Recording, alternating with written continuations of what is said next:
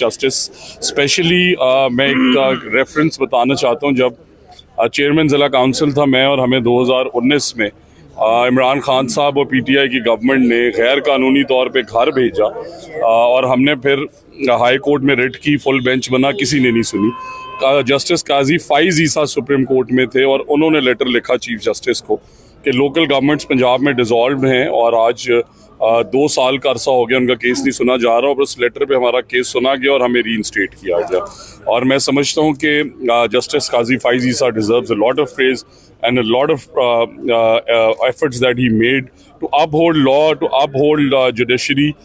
the reputation of the Supreme Court. So hats off to him. आप वज़ीर तालीम पंजाबी हैं, जिस तरह काजी साहब ने पार्लियामेंट की सुपरमेसी की बात की और कल्ट फॉलोअर्स ट्रोलर को भी मजबूज़े हाज़िर नहीं रखा, प्रेशर में नहीं आए, तो इस तरह की शख्सियात की कोई स्टोरी किसी सिलेबस में कि कोई काजी फाइज ईसा भी था जो पार्लियामेंट के साथ खड़ा हुआ, किसी और के प्रेशर में नहीं आया, और आज आप देख रहे हैं कि मुल्क में अमन भी है। तो that is an excellent suggestion, but इसमें क्योंकि करिकुलम अप्रूवल की कमेटी होती है, करिकुलम एक्सपर्ट्स होते हैं, तो इंशाल्लाह, बट मैं आप सही कह रहे हैं, जिन लोगों ने इस मुल्क के लिए एफर्ट्स की और इन शख्सियात के बारे में लिखा जाता है, तो आप holding of the rule of law में जस्टिस फाइज ईसा को ज़रूर हमें पंजाब कॉलेज के हवाले से जो आपकी स्टेटमेंट थी, उस हवाले से क्या आप अभी भी अपनी स्टेटमेंट पे कायम है या गलती थी आपने? गलती थी? जी सर, मैंने कोई स्टेटमेंट गलत नहीं दी, क्योंकि डिफरेंट चैनल्स और आप सब ने, अब मेरा 3 मिनट का बयान लेते हैं तो 30 सेकंड चला देते हैं, और ऑब्वियसली क्योंकि टाइम कम होता है, हर किसी ने अपना बुलेटिन मैनेज करना होता है, तो मेरा पहले दिन से ये स्टांस था कि जो स्टूडेंट्स ने कहा मैंने वो बयान किया, जो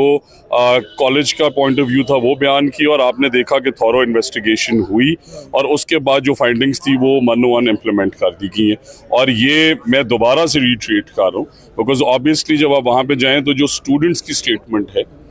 जो उन्होंने कहा वो भी सुनना हमारा फ़र्ज़ था, जो कॉलेज की स्टेटमेंट थी वो भी सुनना हमारा फ़र्ज़ था, और इंडिपेंडेंट चीफ जस्टिस साहब की सरबराही में जो इंक्वायरी कमेटी बनी और फाइंडिंग्स आ गई, तो अल्हम्दुलिल्लाह the matter is solved. I am very grateful. Justice specially मैं एक रेफरेंस बताना चाहता हूँ। जब चेयरमैन ज़िला काउंसिल था मैं, और हमें 2019 में इमरान खान साहब और पीटीआई की गवर्नमेंट ने गैर कानूनी तौर पे घर भेजा, और हमने फिर हाई कोर्ट में रिट की, फुल बेंच बना, किसी ने नहीं सुनी। जस्टिस काजी फाइज ईसा सुप्रीम कोर्ट में थे, और उन्होंने लेटर लिखा चीफ जस्टिस को कि लोकल गवर्नमेंट्स पंजाब में डिसॉल्व हैं, और आज 2 साल का अरसा हो गया उनका केस नहीं सुना जा रहा, और उस लेटर पे हमारा केस सुना गया और हमें रीइंस्टेट किया गया। और मैं समझता हूँ कि justice Qazi Faez Isa deserves a lot of praise and a lot of efforts that he made to uphold law, to uphold judiciary, the reputation of the Supreme Court. So hats off to him. आप वज़ीर तालीम पंजाबी हैं, जिस तरह काजी साहब ने parliament की supremacy की बात की और कल्ट फॉलोअर्स ट्रोलर को भी मजबूज़े हाज़िर नहीं रखा, प्रेशर में नहीं आए, तो इस तरह की शख्सियात की कोई स्टोरी किसी सिलेबस में कि कोई काजी फाइज ईसा भी था जो पार्लियामेंट के साथ खड़ा हुआ, किसी और के प्रेशर में नहीं आया, और आज आप देख रहे हैं कि मुल्क में अमन भी है। तो that is an excellent suggestion, but इसमें क्योंकि करिकुलम अप्रूवल की कमेटी होती है, करिकुलम एक्सपर्ट्स होते हैं, तो इंशाल्लाह, बट मैं आप सही कह रहे हैं, जिन लोगों ने इस मुल्क के लिए एफर्ट्स की और इन शख्सियात के बारे में लिखा जाता है, तो आप holding of the rule of law में जस्टिस फाइज ईसा को ज़रूर हमें पंजाब कॉलेज के हवाले से जो आपकी स्टेटमेंट थी, उस हवाले से क्या आप अभी भी अपनी स्टेटमेंट पे कायम है या गलती थी? आपने? गलती थी? जी सर, मैंने कोई स्टेटमेंट गलत नहीं दी, क्योंकि डिफरेंट चैनल्स और आप सब ने, अब मेरा 3